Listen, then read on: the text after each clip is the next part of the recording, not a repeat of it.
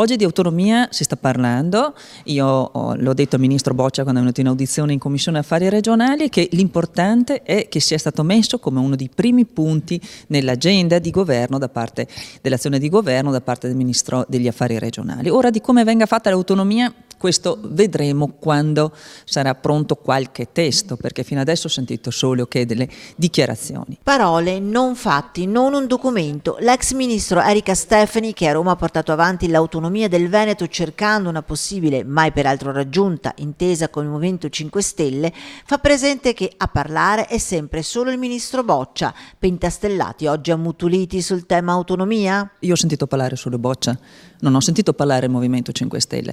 Io resto sulle dichiarazioni di chi ha osannato l'azione della ministra Lezzi per avere bloccato l'autonomia. Ecco, dobbiamo prima vedere, si dice una volta fa vedere me cammello, io voglio vedere prima il cammello e poi si può decidere se ci sarà una proposta seria sull'autonomia, se sarà autonomia, che non siano altre forme di elusione.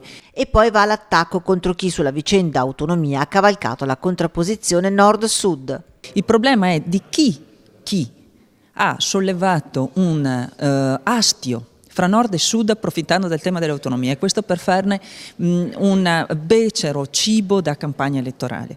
L'autonomia è un progetto serio e non deve essere visto come una contrapposizione nord-sud. Chi ha sfruttato questo l'ha fatto soltanto strumentalizzando il tema per andare solo esclusivamente addosso alla Lega, e addosso alla Lega e addosso anche alla mia persona e addosso ai veneti, perché questa è stata la manovra che è stata utilizzata.